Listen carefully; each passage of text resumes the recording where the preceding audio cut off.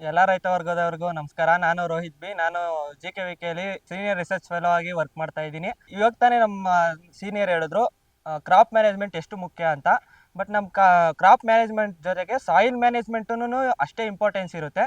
ನಾವು ಯೂಶುವಲ್ ಆಗಿ ಎಲ್ಲರೂ ನ್ಯೂಟ್ರಿಯೆಂಟ್ಸು ಎಲ್ಲನೂ ಸಾಯಿಲ್ ಮೇಲೆ ಅಪ್ಲೈ ಮಾಡ್ತಾ ಹೋಗ್ತೀವಿ. ವೆರಾಸ್ ನಾವು ಕೆಮಿಕಲ್ ಫರ್ಟಿಲೈಸರ್ಸ್ನ ಯೂಶುವಲಾಗಿ ಏನು ರೆಕಮೆಂಡೆಡ್ ಡೋಸೇಜ್ ಇರುತ್ತೋ ಅದನ್ನು ಕೊಡ್ತಾ ಇರ್ತೀವಿ. ವೆರಾಸ್ ನಾವು ಸಾಯಿಲ್ ಫರ್ಟಿಲಿಟಿನ ತುಂಬ ಇಂಪ್ರೂವ್ ಮಾಡ್ಕೋಬೇಕು ಮತ್ತು ಚೆನ್ನಾಗಿ ನೋಡ್ಕೊಬೇಕು.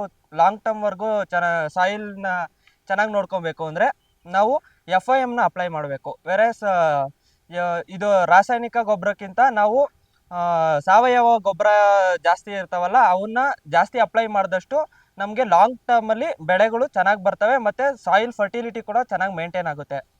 ಮತ್ತು ಮಣ್ಣಲ್ಲಿರೋ ಸೂಕ್ಷ್ಮ ಜೀವಿಗಳು ಕೂಡ ಜೀವಂತವಾಗಿರ್ತವೆ. ಅದರಿಂದ ನಾವು ಬೆಳೆಗಳನ್ನ ಚೆನ್ನಾಗಿ ತೆಗಿಬೇಕು ಮತ್ತು ಆರೋಗ್ಯವಾಗೂ ಮೇಂಟೈನ್ ಮಾಡ್ಬೋದು ಕ್ರಾಪ್ಸ್ಗಳನ್ನೆಲ್ಲ.